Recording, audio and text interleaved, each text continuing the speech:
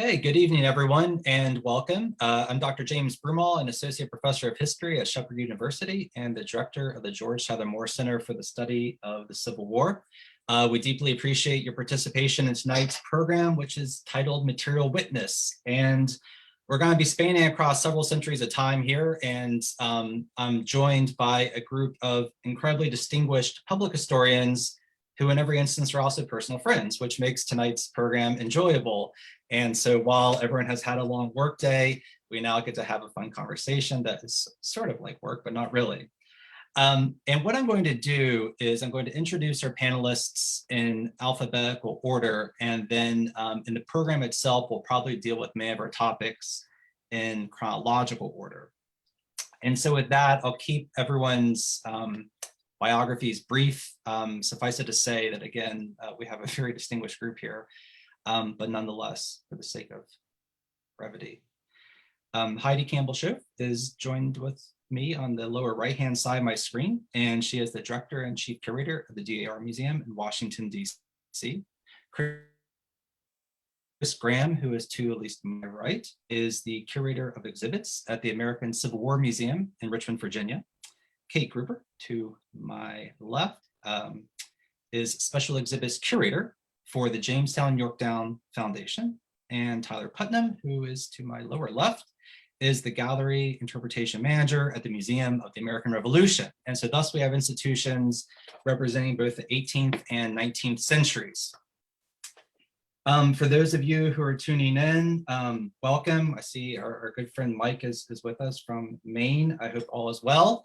And I think what I want to do to start things off, and as our audience has questions, please feel free to interject and pose them. But we titled this program specifically Material Witness, and we're dealing with a topic, material culture, that has perhaps been contested over time and defined differently by certain scholars. And so to start a baseline conversation, we'll talk a little bit about terminology, and from there we're going to introduce a series of artifacts for our viewers. And so with that, does anyone want to, I guess, help our audience understand what we mean by material culture, material cultural analysis, or the material past? Anyone want to start us off with a broad idea of what we're talking about here?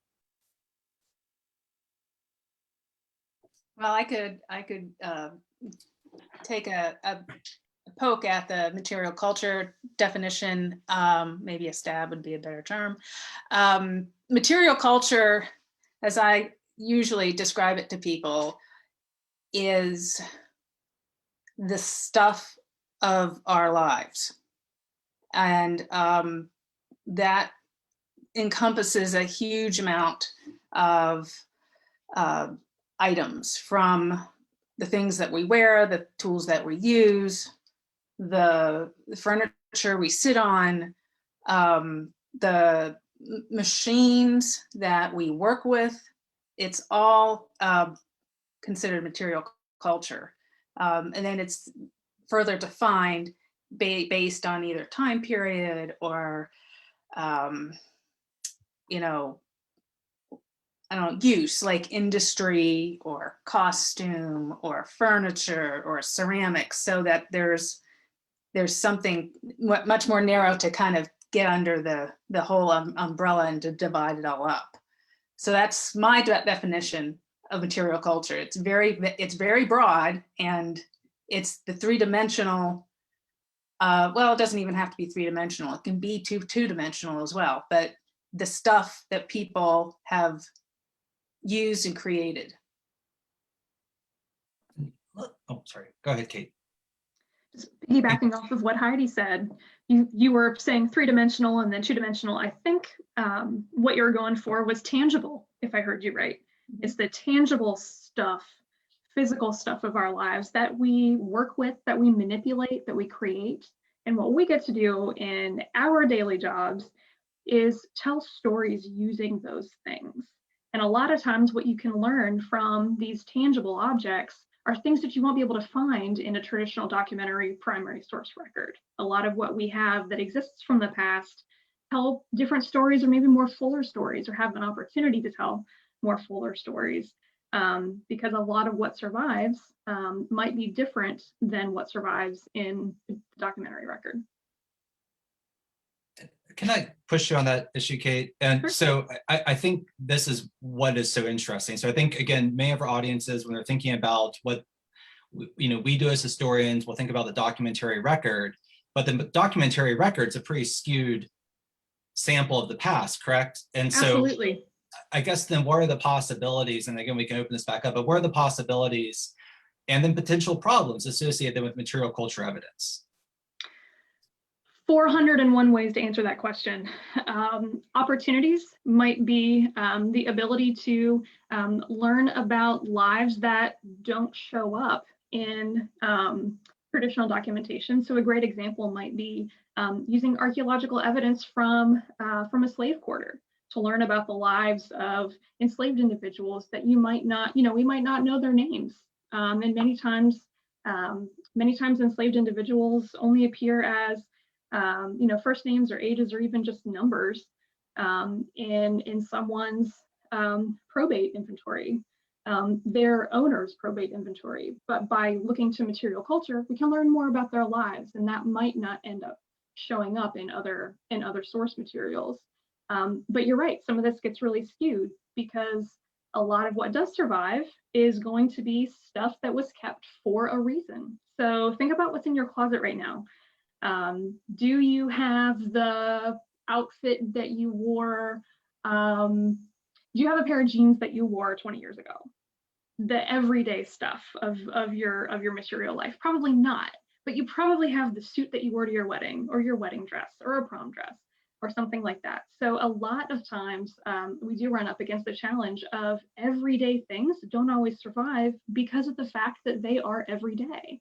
And so you do get a skewed sample in the material culture record of stuff surviving for a reason, but not always being reflective of everyday life. Wonderful. Yeah, thank you all. And I think that's foundational. Chris and Tyler, do you want to add anything? Or are you comfortable with the work of Heidi and Kate, which was wonderful? Well, just to say that I second everything that Heidi and Kate just mentioned.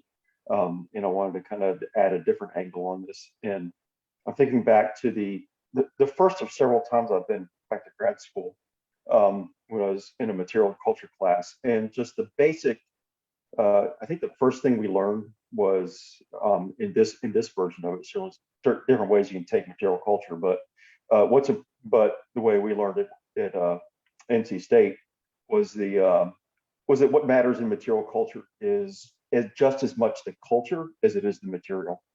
And so I won't get drawn into any debates on if these things offer up critical kind of metaphysical data on their own without speaking to us beyond the documentary sources, because it's the interplay between the objects and the ideas, and the material and the metaphysical, the ideas, the culture, the documents, the archives, all mixed together to, I think, help us kind of ask new questions of the past. I would agree with everything that's been said. And I would harken back to something Jim said about how it's been highly debated. And I think we're all so used to working with this, but it might be interesting to the audience to know that some scholars have broadened or narrowed the definition of material culture to, I'm thinking of the work of Jim Dietz, for example, an archaeologist in the late 20th century who argued or at least asked whether intangible things could be material culture. So food, or maybe even broader sort of proxemics, like ways people move their body. So like dance or a handshake, a handshake is physical in a moment, but then it's gone. He even sort of asked, like, could language be material culture? Because it's the modification of the physical environment as it leaves your mouth. So I think it's interesting how like a piece of furniture is clearly in the middle of some sort of spectrum, but it's on the edges that material culture people have really interesting debates about what is or isn't part of our work. So a dining room table is like firmly, solidly material culture. How you interact around that dining table, who's able to come to the table, the stuff how you know how to use those objects around the table. That's as much material culture as the physicality of the table itself. Yeah. Great point. Wonderful. Good. Thank you so much. I think this is a good, useful foundation. We have a question, and I wonder if I want to put a pin in it because Tyler might answer it when he gets to his object, but maybe I'm going to pose it now and see if anyone wants to weigh in on it. It's specifically, I think, dealing with curation. And I know a lot of you've worked more on the side of interpretation and education, but nonetheless, the question from Lynn is, when or if are items triaged or treated? So, I think in an archival sense, oftentimes, staples are removed, paper clips are taken off, and there's an archival comparison in the question. So with material culture, at what point, are items treated? And if you want to open it up now, we can do that. Or again, I don't know if it's going to weave into Tyler's story or not, but Kate and Heidi look like you both are ready to say something. So, well, yeah. That made me think of a conversation I had very early on in my career with a conservator. We had a painting we wanted to have cleaned, and she asked, "How clean do you want it?" And that made me stop and think, like, well, I want it clean. And she said, well, some people don't. Some people they want to leave some of the patina there. They want to show that it's X number of years old. But some people want it looking like it did when it was new. And that was the first time I was presented with that sort of, there's that range of treatment that is possible. And that's one of the tricky things I think that we come up against as curators. How much do you repair? How much do you fill in? For example, at the DAR Museum, we exhibit clothing fairly often. How much do we accessorize? Do we put an 18th century gown but without its petticoat? What do we do? Do we put something that looks like it would go with it, or do we put something that is clearly not, so that people understand that's not the old part, this is the old part? So there's a lot of decisions, and there's not necessarily a right or wrong answer.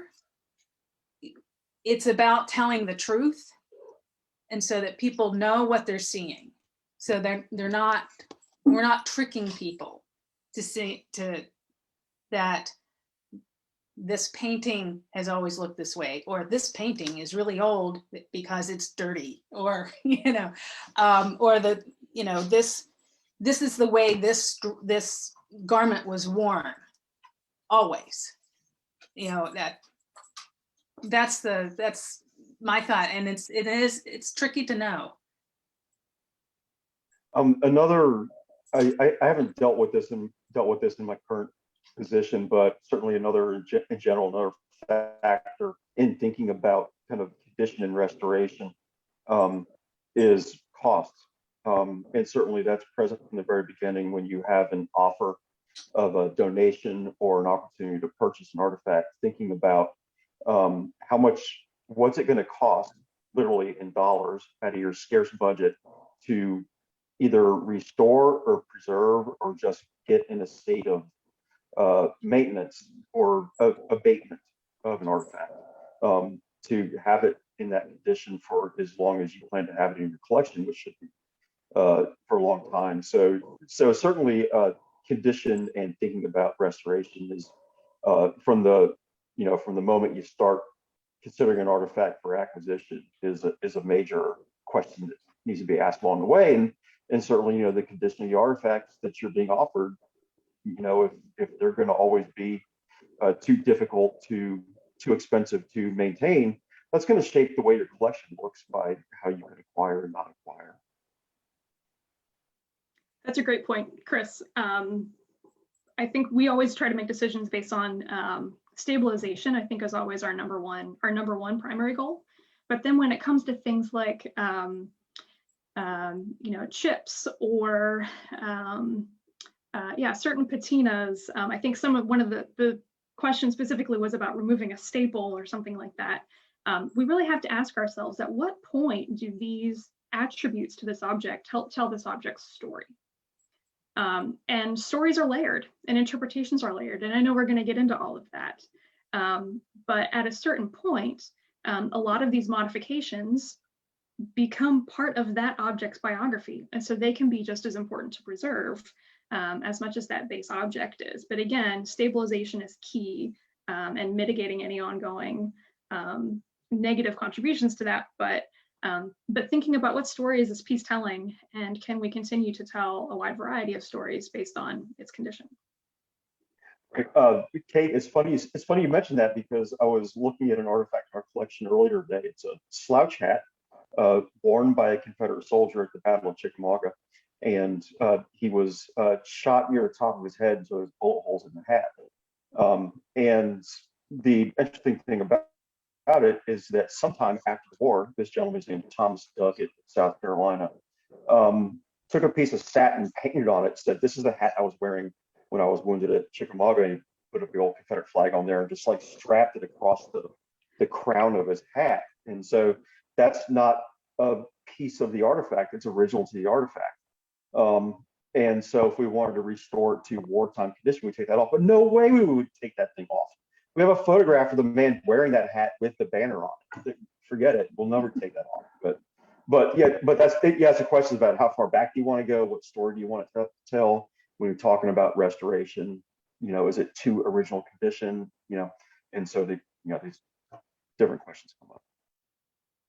And we still we still debate this all the time, which is exciting. I mean, I think about Colonial Williamsburg, a place close to many of our hearts. If we were restoring Colonial Williamsburg today, we would leave so much more of the built landscape that once existed. Buildings from the 19th century, or where I'm in Philadelphia, in the 1950s, they demolished incredible 19th and 20th century structures to get back to what it looked like in the 1700s.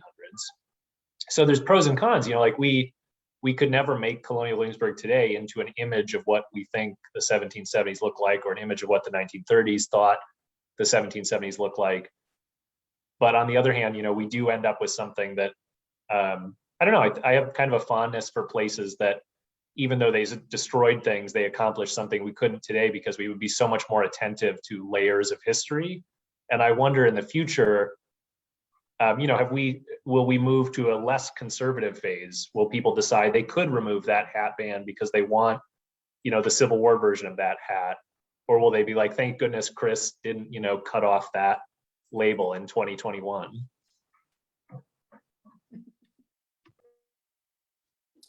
Yeah, I think this is endlessly fascinating. And I think, there are more and more institutions that are having exhibits on approaches to curation and the historical layers of objects. And I think trying to unpack, as you all said, the main layers, the main histories of these artifacts, which I think are just, endlessly fascinating. Oh my gosh, an old friend from graduate school is here. Hi, Jen Burns. It's nice. I hope everything's well with you and Dan. Okay, so I think one of the best means to access the material past is through individual objects. And I'm profoundly compelled by stories. Even though I can't really weave them well in my own published work, I'm really compelled by those scholars who can. And I think some of the best histories I've read of objects often center their narrative around singular objects. And so what we're going to do now is give you all a treat. And each of our guests has an object or objects that they're going to share with us via a screen share. And I think we've decided to approach this chronologically, but as the discussion will reveal, in most instances, there's not a singular time period for the object, but nonetheless, Heidi is going to kick us off. Heidi has an object that dates between 1750 and 1790. And if you can hear the thundering herd above me, that's my children, so I apologize. So I'm going to go ahead and mute myself here and turn her to Heidi before they come crashing through the ceiling. Well, I got a message a little earlier that my internet is unstable, so I'm hoping that it will stabilize. But what inspired me to choose this object from our museum's collection is a book that was just published recently called, and I'll hold it up, I didn't make a slide and it's kind of backwards, The Pocket.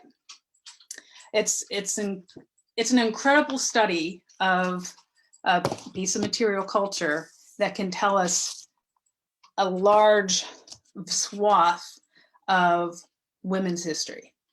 And so I'm gonna share my screen here and show you.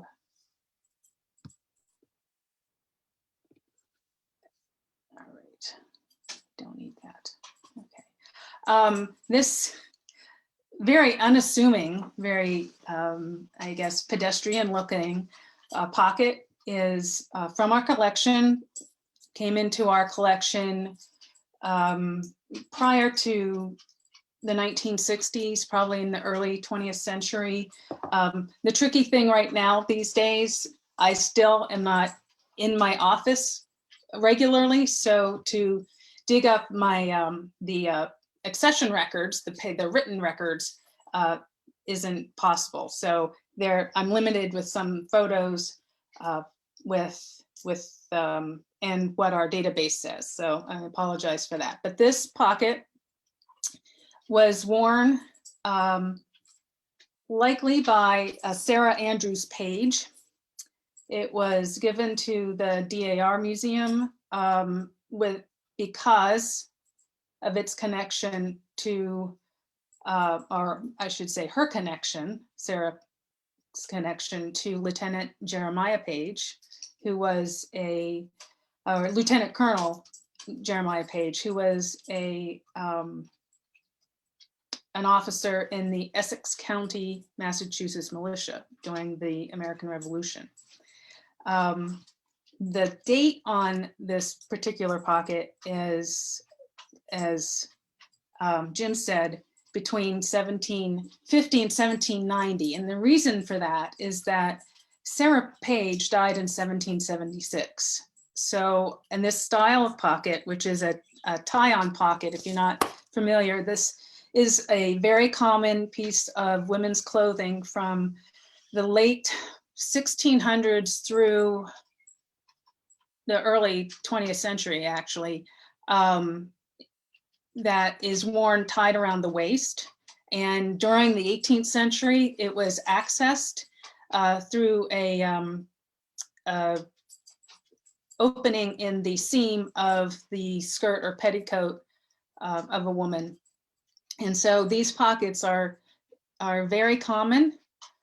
What you often see in museum exhibitions, I would argue, would probably be the more decorative pockets, as the pocket on the front of the book I just showed you with the needlework. Sometimes they're made out of patchwork, sometimes they're made with various different colors of fabric. This one is just basic white linen. But these pockets are an everyday item that women wore, women from all walks of life wore. And from the book that I introduced you to, you can tell through their study, and this is an English focused study of these pockets, that they were integral in women's lives. And I was also thinking about current debates or discussions. I don't know how often or how much you run into the discussion these days about women and pockets, but these days, one of the arguments many women are making is that the pockets on most every single garment, even if it has pockets, are inadequate for carrying a phone, for carrying a couple of pieces of change, even if they even function. So these pockets, and this one, I didn't write down the measurements, but typically they're a good 10 inches long, 10 by 5 or 6 inches. So they're quite capacious, and the inventories that these pockets contained from records involve everything from books to, of course, money and valuable and jewels, and even there was an account of a woman keeping her little bottle of gin in her pocket.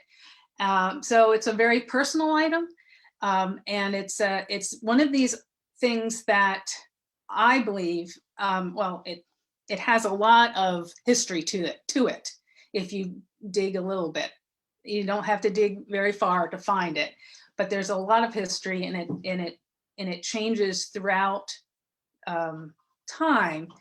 And I find that it's interesting that these pockets, this type of pocket, stayed with women until around the mid 19th century, about 1850s or so. And those pockets moved, these removable pockets moved to being sewn in to your skirt. But what's significant is that the size of these pockets didn't change. So you see these pictures of women in the 1850s and the 1860s during the Civil War era, and they're wearing these large crinoline supported skirts, and underneath there's at least one pocket, and it's as big or bigger as this pocket that's shown here. And I have a second picture. There we go. This is a picture from my own collection, which I bought specifically because this is a little girl. She's wearing very adult looking clothing. And I think what's most significant about this, and what says a lot about the adultness of the clothing that she's wearing, is that she has her hand in her pocket. And what you also know from studying children's clothing is that children's dresses typically don't have pockets. So this is another indication of this girl's maturity, that she is not only wearing clothing that looks like her big sister or her mother, but that clothing has a pocket. And I also think that pockets of this size, whether we're talking of the mid 19th century or the 18th century, frees up women's hands to do other things. And I think if you want to put a historical twist on the debate that is happening today about women and their pockets, is that when you don't have a pocket, that means you have to carry your wallet and your phone and whatever else that you need in a bag of some sort. And that means that you have to carry it somehow, either on your shoulder or in your hand or what have you. So you have this appendage that's flapping around when you really may want to have free use of all of your hands and your arms, and to do what you want to do. So there's a freedom level to this object. So that is my object, is this simple pocket, and it's varied and wide ways it could be interpreted. So that is, I will stop sharing. That's my pocket. Thank you, Heidi. And we have a question. So I think you actually addressed two of the questions in your very nice presentation. Thank you. Are pockets, the question is rooted in class. So were pockets worn by women of all social classes? And it seems like that there might be a distinction in terms of decoration.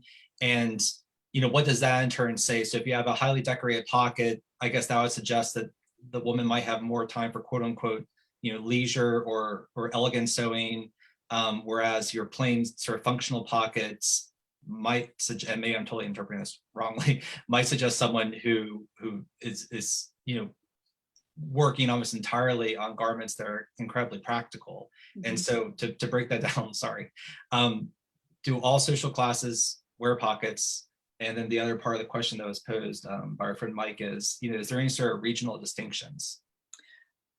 Yes, all social classes wore pockets. Okay.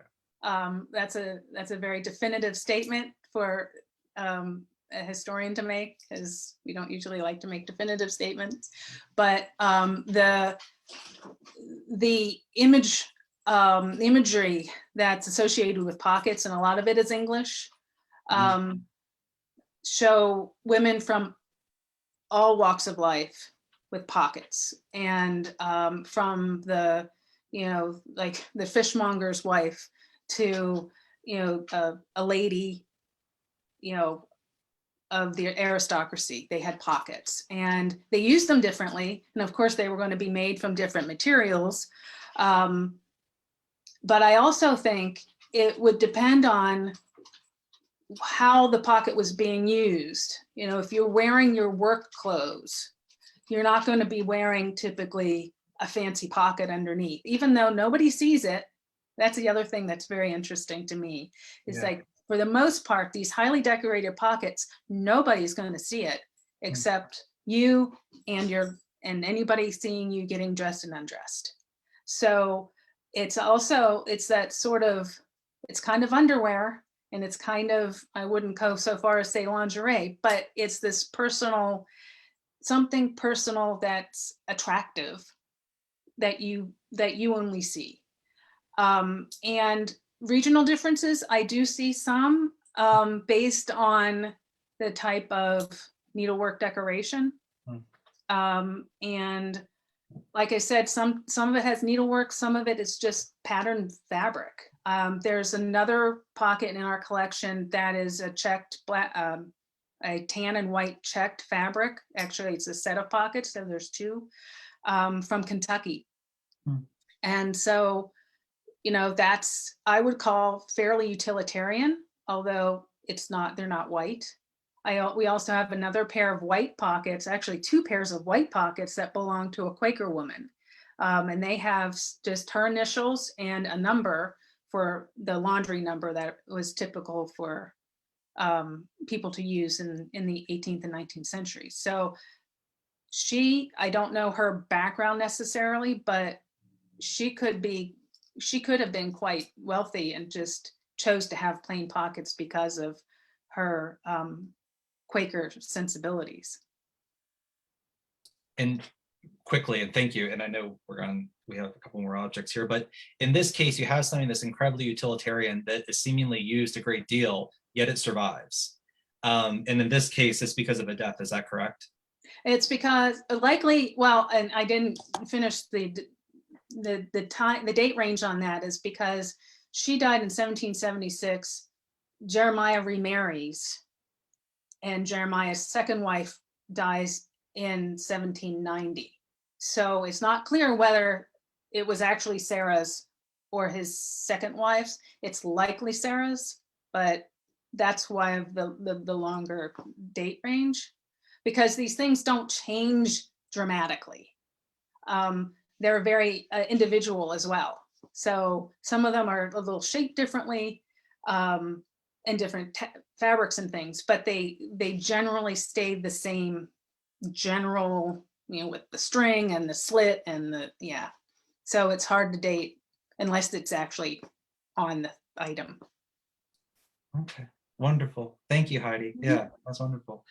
Okay, I'm gonna now turn it over to Kate. The children have I guess gotten to bed now, so things are a little bit quieter here. And Kate's artifact will date to 1781, if I'm not mistaken. And I will turn it over to her. And with that, Kate. Okay, let's see if I can successfully screen share. How does that look for everybody? Someone give me a thumbs up. Okay, wonderful. Well, what you're looking at is a saber, a cavalry saber, dating from 1781. Jim asked us to think about objects that changed how we thought about a narrative, or changed how we, how objects that can change how we interpret history.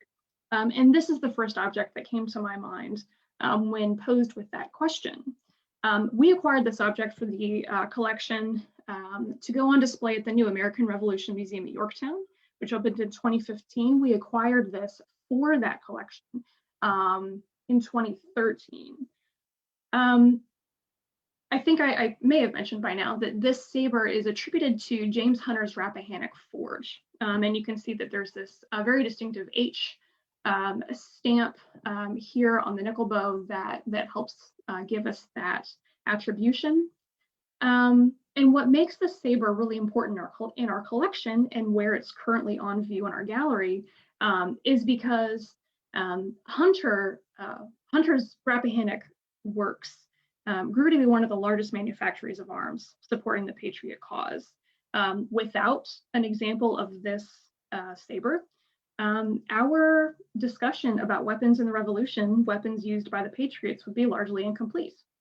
And our current object label in the gallery reflects that. So if you visit this object in the American Revolution Museum at Yorktown, the gallery label that you're going to read identifies Hunter as its maker, and it expounds upon the importance of its manufacture, which is very important. I won't go into that here, and talks about the fact that it's a Virginia copy of sabers that were made by James Potter for Loyalist and British troops. And so the object label as it currently stands speaks to all of these parts of the object's own biography. And I don't want to downplay the importance of that narrative, but the reason why this stood out for me for this conversation is because of something I said earlier. Objects have biographies, and objects have layers of stories to tell. And this is a piece of militaria that you might look at and you might think correctly, that this is an object that tells a story about liberty and freedom. These are examples of weapons that were being used by the Continental Army and the Virginia Line to fight for the freedom of their own country, their political freedom, their economic freedom, things like that. But interestingly, if you start digging down, if you start really looking at this object's own biography and start digging into Hunter's ironworks, you realize something different, that this object is layered, because you realize that Hunter had over 260 enslaved workers working at Rappahannock Forge, making objects like this saber. What you're looking at here is you're looking at runaway advertisements for enslaved laborers who were working to make objects that were going to be, wielded in the field by patriots, but they themselves are enslaved. They themselves are fighting their own war for liberty and freedom while making objects like the saber that you see here. And so that's why this object really stuck out for me in this conversation. Again, this is not the story that we tell. There we go. This is not the story that we tell in our permanent gallery. Again, I don't want to downplay the importance of this object in the hands of a patriot and what it did to help win the war of American independence. But again, it is a layered object. And importantly, I mentioned earlier that oftentimes we aren't able to make a connection between enslaved populations and where they worked. We don't always have all of this information, but by digging through the history of this particular object, we have the names of 3 different individuals who may have touched objects coming out of, or very well probably touched objects coming out of Rappahannock Forge. We have examples of 3 men who stole themselves, who self-emancipated during the American Revolution. So what does all of this mean? Again, it means that history is layered. It means that objects are layered and have layers of stories to tell. We have the names of Moses now. We have Richard. We have James. And what strikes me about our current object label is that we do not do a good job of giving voice and agency and justice to the enslaved individuals who were responsible for the creation of this saber. And so something that I was hoping we could talk about in this conversation is, how do we attribute objects in our collection? How do we attribute them and give them a narrative in in our galleries for our visitor. And so that is what I'm hoping to chat about with you guys later. So I wanted to be very, very brief because I know we have other other stories to tell. But that is my saber from James Hunter's Rappahannock Forge in Northern Virginia, and made by James Hunter? No, made by many enslaved hands, probably multiples of his over 260 enslaved workers at Rappahannock Forge.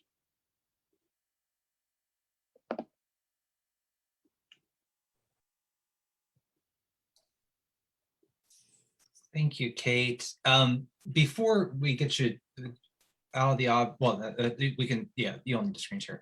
I guess, and maybe we can open it up for that discussion in a bit, but I guess, can you give us some sense though of how you came to that history? So you have a potential, master craftsman or an owner of the shop.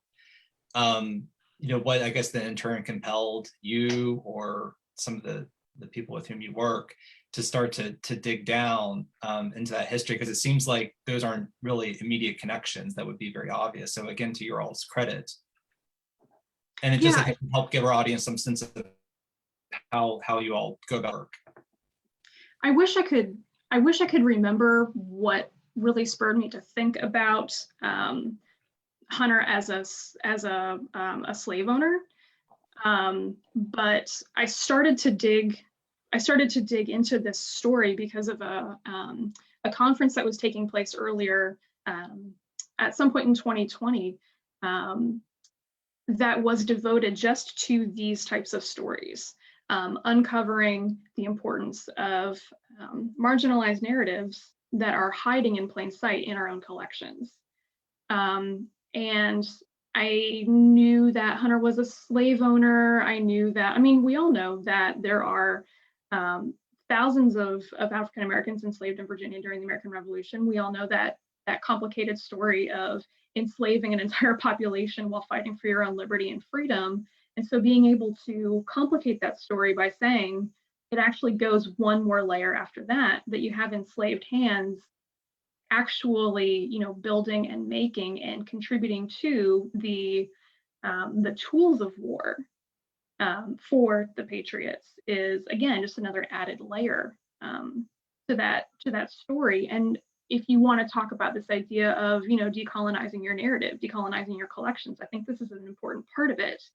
And I have seen some museums start to give space for these questions in their galleries, where they will say, an example might be an object label might say attributed to, to Hunter's ironworks, but it won't say attributed to James Hunter. James Hunter did not make this saber. Don't know what to tell you.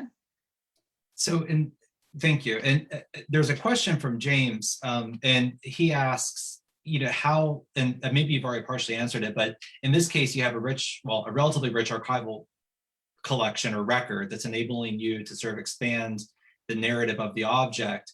But what do we do when we don't have that archival record, but we're still trying to retrieve the experiences of the enslaved who most likely crafted some of these elite objects used by the elite?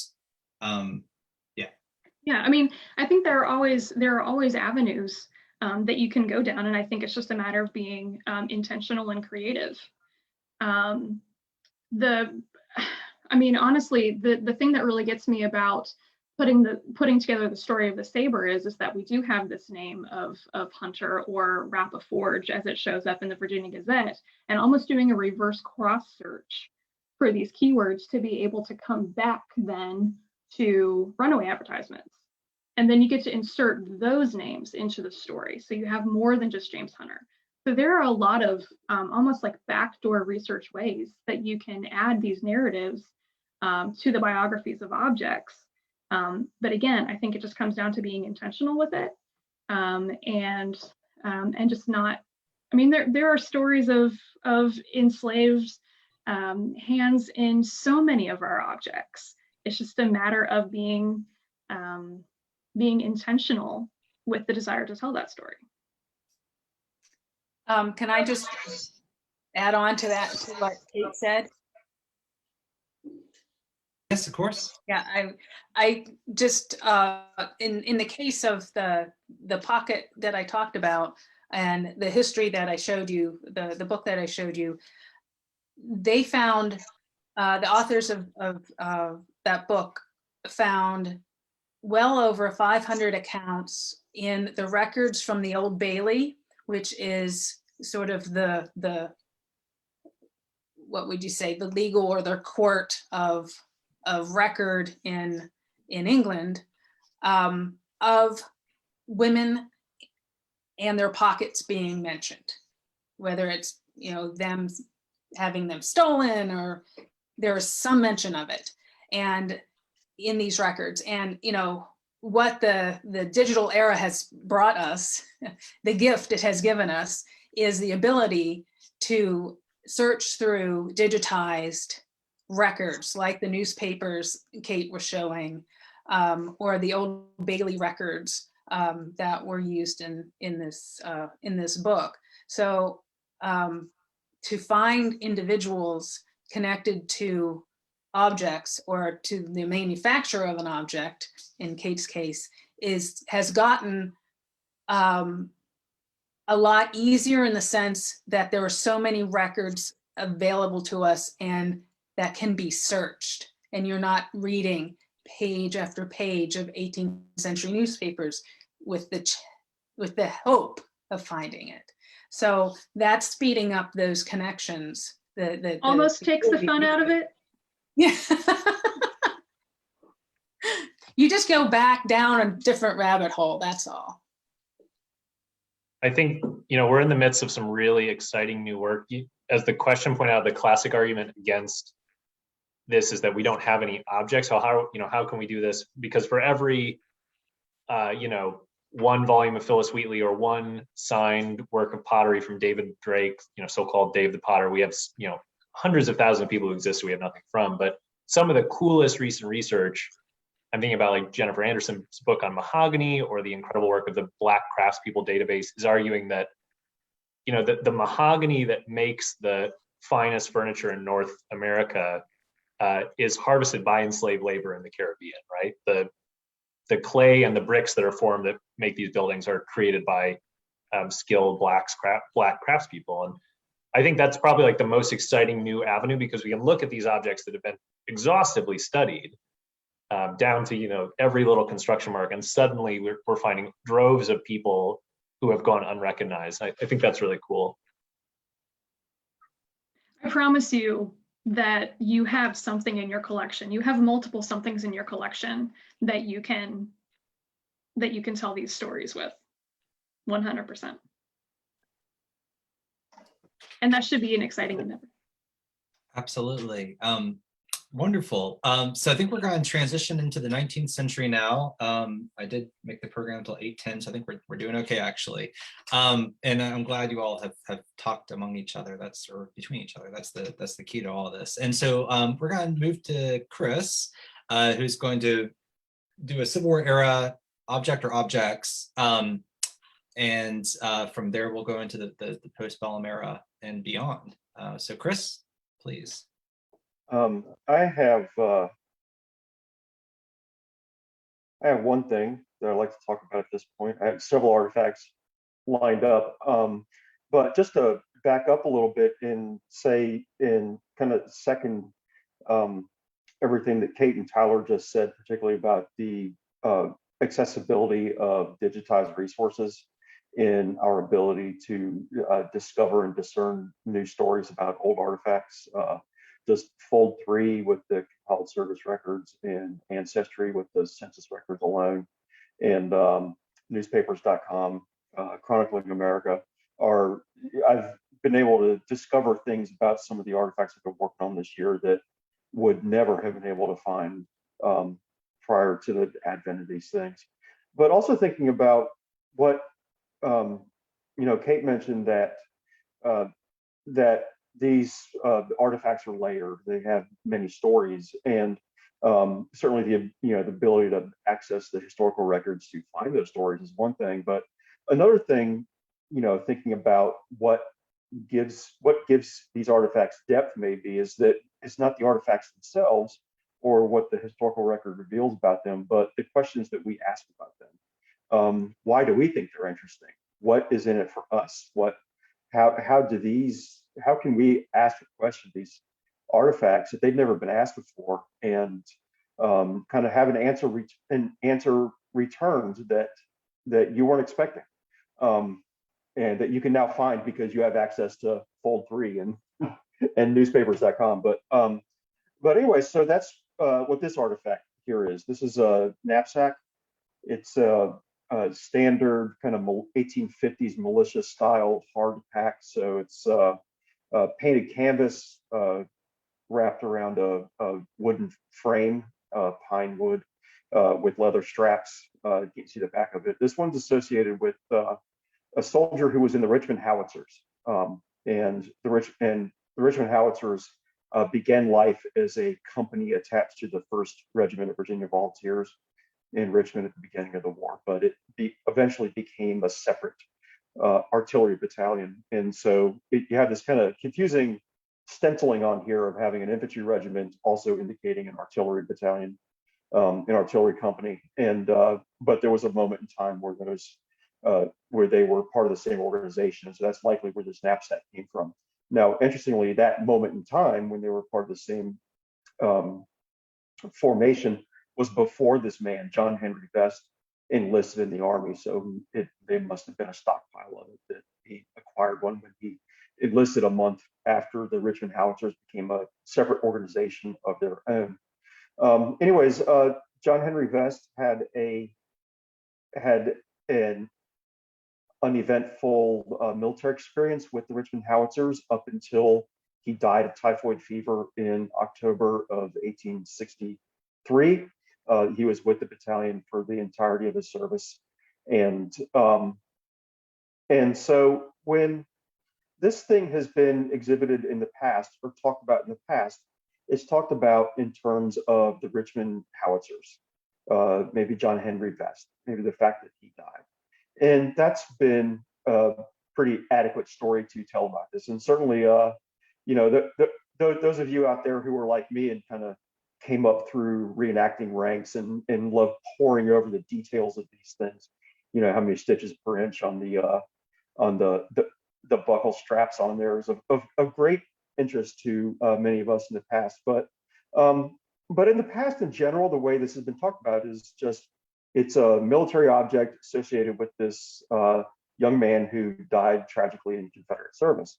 And you kind of think back in Civil War memory, and you say, what has mattered since since these things were starting to be collected in museums like ours in the 1890s and in the early 1900s is the military story of the Confederacy matters most to people that are coming to places like this and seeing the objects that we have on display. And certainly if you kind of distill the lost cause down to its barest minimum of what it wanted to tell itself about itself was that we have young, brave, self-sacrificial soldiers who are suffering for a cause, and many of them, like John Henry Vest, die. And so the military aspects of this story have mattered the most, and so that's the story that we've learned about artifacts like these. But certainly, it's a new age. We ask different questions of artifacts like this, and so I wanted to know more about this piece. This is actually on exhibit in our main exhibit called the People's Contest right now, so you can go in and see it. But I wanted to know more about it, more about John Henry Vest. And so, it's just looking at the 1860 census records and say, how old was he? Who did he live with? Where was he from? So he was from Louisa County, Virginia, which is between here and Charlottesville, kind of near the Green Springs neighborhood, if you're familiar with that area. And he was 19 years old when in 1860, and in that year he was listed as the overseer on his father's plantation. His father enslaved 53 individuals on their property in Louisa County. And so that kind of responds to questions we wonder about now, is like, who are Confederate soldiers? What motivated them to fight? To what degree are they are they engaged in or intertwined with slavery? And so John Henry Vest was an overseer before he was a soldier. All right, so he died as I mentioned, he died in October 1863, and his paper trail on fold 3 has his father's attempts to make claims on his back pay. And certainly, you know, as in the last generation or two that we've been thinking about the Confederate home front and the struggles and trials of civilians and enslaved people on the Confederate home front, we think about kind of what are the legal ways and the extra legal ways, whether it's a bread riot or just going down to the courthouse and making a claim on your deceased son's back pay. I don't know if a man who enslaved 53 people really needed a soldier's pay for 3 months, but there were far more poor wives and widows of soldiers who desperately needed that back pay when they had to go down to the courthouse and make a claim on their dead husband's property after the war. And then the final thing about this individual, John Vest, and this knapsack, I don't know yet, is that after John Vest died, he had brought an enslaved person to the army with him to serve as a camp slave or a cook, and when John, and so that kind of adding that layer and story into the experience of Confederate soldiers as well, but after John Henry Vest died, this enslaved cook, whose name was Alec Keene, stayed with the army, stayed with the mess, and continued to cook and serve the members of his old master's mess for the remainder of the war. And so what, it occurred to me is like, we're looking at this object here. Now, certainly haversacks and wagons are more appropriate for carrying food and frying pans, but certainly a lot of the personal, intimate items used, a clothes brush or a knife and a fork, you could store in a knapsack like this. And so this might be, you might see it as, a uniform, a piece of equipment used by a soldier during the war, but it's also can be associated maybe with it as kind of a toolbox or a storage facility for the enslaved person that was working out of it during the war. Now, I don't know if this knapsack survived until after 1863 in the army, but you can kind of see it in different ways that way. And certainly thinking about questions we asked today is that this man, Alec Keene, has been picked up by neo-Confederates as an example of a Black Confederate soldier, which is absolutely not true. This man was a slave all the way through. Don't know why he stayed with the army, but it does make you think about what life was like back in Louisa County. That he might rather be in the army than back on the Elder Vest plantation. And so kind of taking these, looking again at these artifacts, using these tremendous databases that are available to us now to pursue this research, and being okay with asking new questions of these artifacts, saying, "Dear Knapsack, tell me about you and slavery." And turns out there's an answer. Never would have thought about that in previous generations, but here we are, and it gives us deeper and richer and more compelling and accurate stories. So with that, I'll turn it back over. Wonderful, Chris. I know we're running, I apologize, a little bit late, so I'm going to move on to Tyler, and I apologize. I'm not trying to cut you short. It was, yeah, okay, extremely compelling. Thank you. Tyler, I'm going to have you bring us home. And we do have a little bit of time, everything's okay. But, and then Mike has posed a question that I'm going to use as our sort of final piece. And so we won't get into a deep philosophical discussion about collections today. I think, I apologize, but we do have a good kind of conclusion. And then Tyler has a really nice piece that is from the postbellum era, or is it more complex? And so with that, I'm going to turn it over to Tyler. Thank you. Of Of course, yeah. I mean, what an exciting conversation this has been. I really like how all of us are revealing how I think there's one way to look at this, that like there's an uncertainty and a doubt, and there's another way to look at it that's continually exciting. So Heidi referencing, the latest work on pockets, and Kate with these kind of untold stories. Chris, I just really love the idea that this object might have been carried for at least as long by an enslaved cook as by the person who was sort of valorized. So yeah, I just wanted to give you guys an example of an object that I've worked on that has a similarly kind of kaleidoscopic story, depending on which way you look at it. So it's this large desk. This is a monumental piece of furniture. It stands over 7 feet tall. It is a dark brown wood, heavily inlaid all over the place with mostly bone pieces, spelling out names and Latin inscriptions. There are dates on it.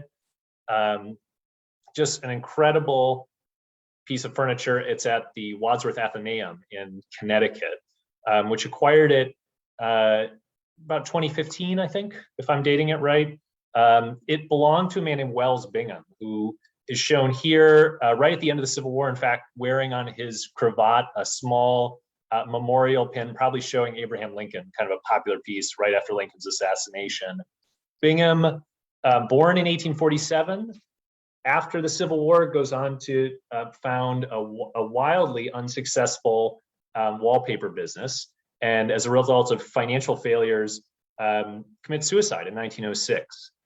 But we're going to kind of focus on his Civil War years and imagine him as he's shown here in August, probably of 1862, when he enlisted in the 4th Connecticut with his brother John. So Wells Bingham on the right, John Bingham, about a year older than Wells, on the left.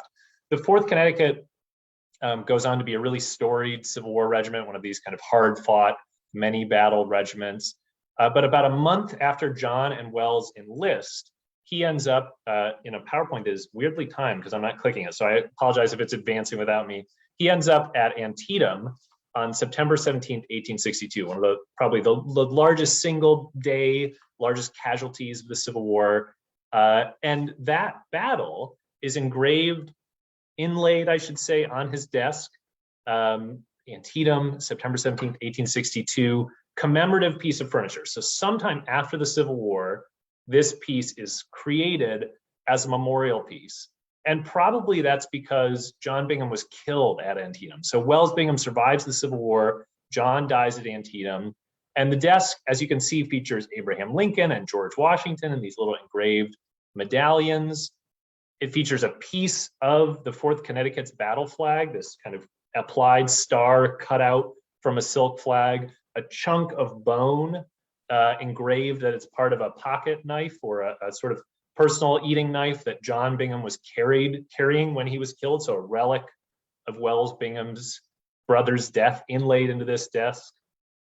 It includes a music box, pieces of poetry inlaid, set in behind glass. And Wells Bingham in 1862 writes that when his brother was killed, he never saw his brother after they marched into battle. And as you can see here, I'll hold it to this screen for just a second. He writes, I never saw John. I started to go over and see him once, but I had not gone but a little ways before I thought that if he looked like any of them that I saw there, already the dead bodies over the Antietam battlefield, I did not want to see him. He wanted to remember his brother as he had been in life. So this desk in many ways presents itself as a memorial piece.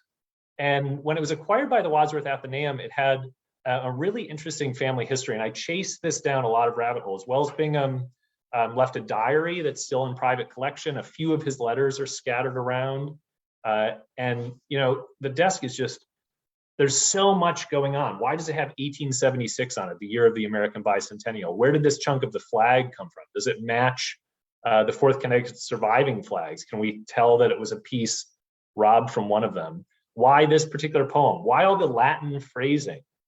There's so many layers to this incredible work of folk art. You can see it here in a front view. There's a clock on the top, the Union Preserve right under the clock. Annuit Coptis, Latin, 1876. It's just like a captivating piece of furniture. Here it is open with the top drawers revealed. And it's sort of could be that this is either made by Wells or made by John, or I'm sorry, made by friends of Wells to commemorate John Bingham's death. And this is a really interesting piece to think about what it means to have experienced war. And one of the reasons I got really interested in it is because I'm interested in the origins of combat trauma. So is this a piece that allowed someone to grapple with the emotional and the physical and the mental legacies of the Civil War's climactic battle of Antietam, the loss of his brother? But the final spoiler, this desk is an elaborate fake. So here is the desk before it was faked on the left, and here it is on the right. And this was discovered after the desk came into a museum collection, after I studied it, after really knowledgeable scholars looked at it. In 2018, it was revealed to be a fraud by the antique dealer who created it, then sold it into the marketplace. So here's the desk before on the left and after on the right, which is devastating, right? Has a big impact on, we've been talking tonight about sort of owning how our institutions, our collections evolve. And this, there's one way to look at this, that this is like, just undermines all sorts of people's authority and credibility. But I think, this desk, even as it is, leaves us with so many questions about what we want to think about the past, what we're looking for in the current moment, what objects come in or out of fashion, how the marketplace works, how things are created and layered in over time. The bone, the clock, all the things added to this desk are real objects. They're from the 19th century, but they were added in the early 2000s. So I don't necessarily know where that leaves us, but I just thought it's an amazing object to kind of get people thinking about the history of collecting and of objects, and how we investigate and think about them. So I'll thank you all again, and I'm excited for the end of our conversation.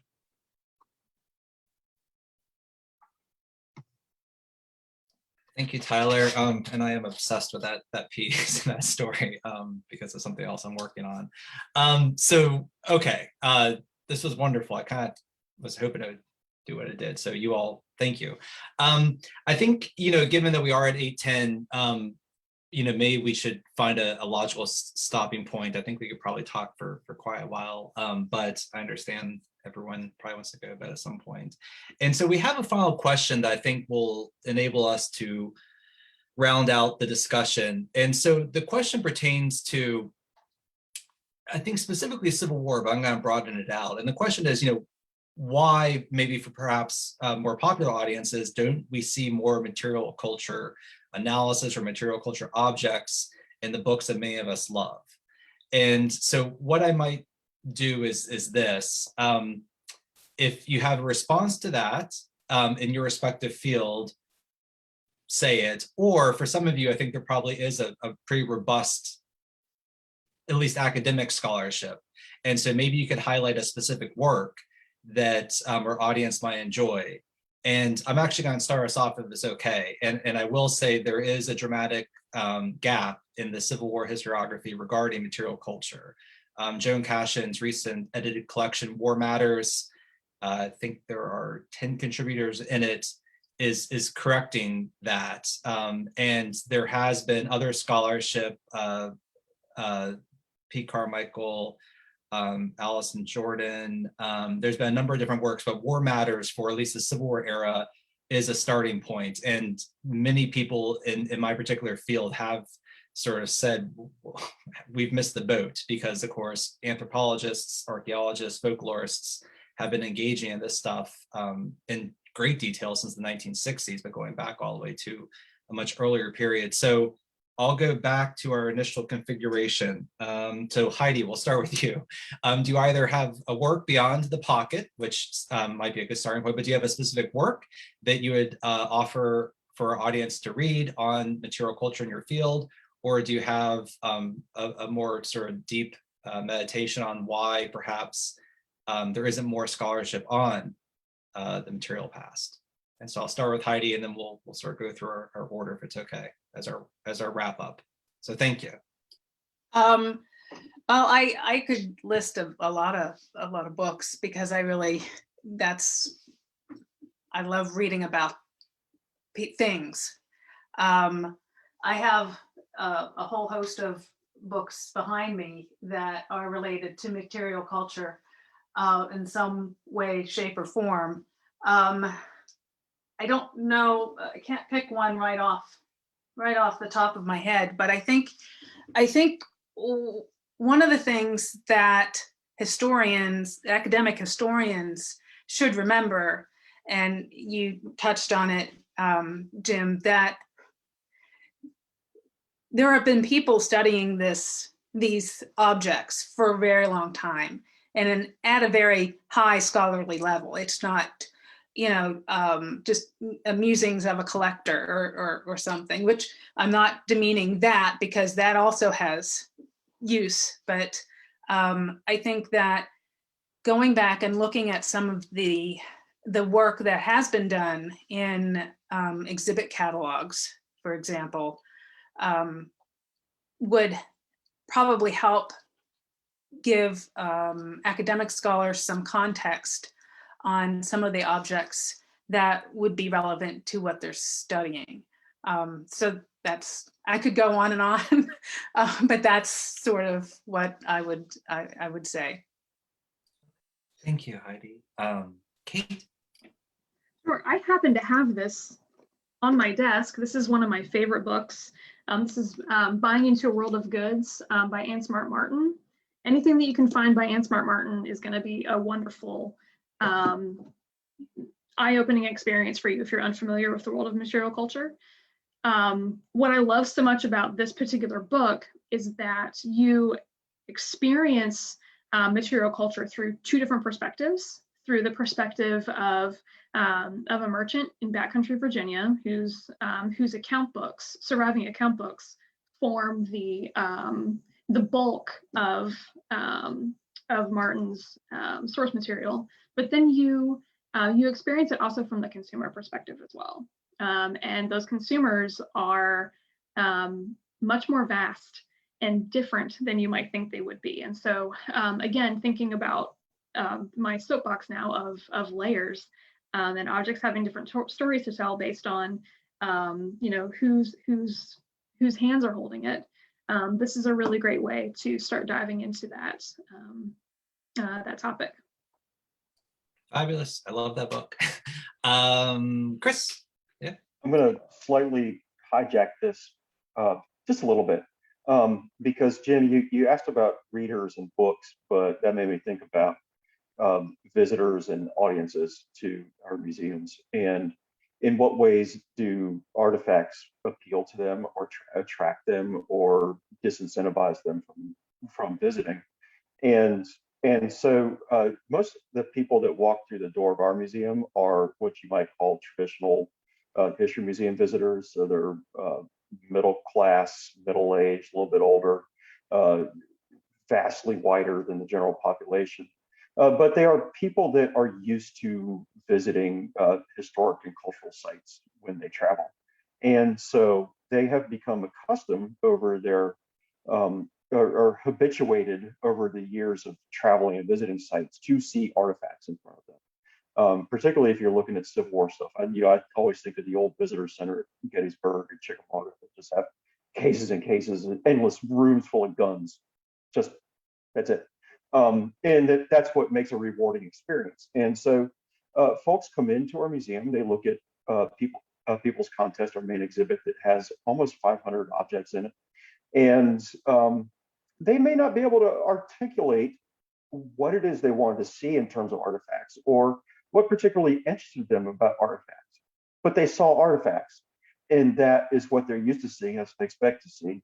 And so that's what makes for a happy and satisfied visit for them. And we do this with some basic kind of exit surveys when we talk to visitors. And this is no surprise, again. So these are people that are habituated to visiting places like us, or reading our books, or kind of exploring our subject matter, in which a certain way of knowing it appeals to them. But we know, and think over to kind of what the Smithsonian offered in the early 2000s was a kind of a framework for understanding how visitors engage with and understand their experience in a space and what they respond to. And not everyone responds to artifacts and objects. Some people respond more to ideas or personal stories or the physicality of the visit. And so we're really good at satisfying visitors who want to see artifacts and see them. But in the wider population, that doesn't always work. And so maybe the reason why we don't have more books published from an academic or popular perspective about objects and material culture is that maybe the audience out there isn't as big as the one that we see here and with us. The flip side of this is one of the temporary exhibits in our space in our museum at Historic Tredegar is called Greenback America. And it has maybe 2 artifacts in it. It doesn't have any, and none of them are iconic. They're not even very interesting. So some people walk out of that space and say, I don't know if I like that one all that much because they didn't see the goods in front of them. But a lot of other people walk out of that space and say, man, that's a really different way of understanding, thinking about the Civil War era because the ideas presented in it are so radically different from what's traditionally a Civil War story that's being told. And so I will begin rambling at this point, so I'm going to stop myself and turn it over to Tyler. Yeah, I'm not sure I have much to add to so many great comments. I mean, I think we've mentioned some amazing books even this evening that you could build a reading list off of. I think the real power of this material is when it's treated not just as illustrative, but as a form of evidence. So that's why I'm still a fan, despite 50 years past of time, like Jim Dietz's In Small Things Forgotten, which I mentioned earlier, or even some of the latest work like Pockets, which isn't just looking to show an object for the book plate in the center of the book, or to show a house because I'm talking about a house, but says what do these things actually explode about our thinking? And I think that's the work that I find so much more exciting, is where it's really interrogated and investigated. I think that's a good point of closure. In the best histories of material culture, that they're not illustrations. The objects are driving the narratives and the stories. And I think what the panelists rather have revealed so well tonight, so eloquently, is that these objects have incredibly complex histories and incredibly complex layers. And so as you all peeled back those layers and gave to us this multiplicity of perspective and these incredible histories, I think the objects became just all the more powerful, at least to me, and it seems like the audience has been happy too. So with that, I'd urge you all as we continue to open up and to do so safely, to visit some of the institutions that we've mentioned this evening. Some are still closed, some are opening up, but the humanities right now needs a lot of love. For my panelists, thank you again. They just each had incredibly long work days and now have gone deep into the evening. So I'm profoundly grateful. The best programs are the ones where I learn a lot and don't have to say much. And so tonight I learned a lot and didn't say much. And so with that, thank you all. Thank you to those of you who tuned in. We had a good number of friends here, so thank you. And I think I'll close it out, if it's okay. Okay. Thanks, everyone. Okay, thank you all. Thank you. Okay, take care.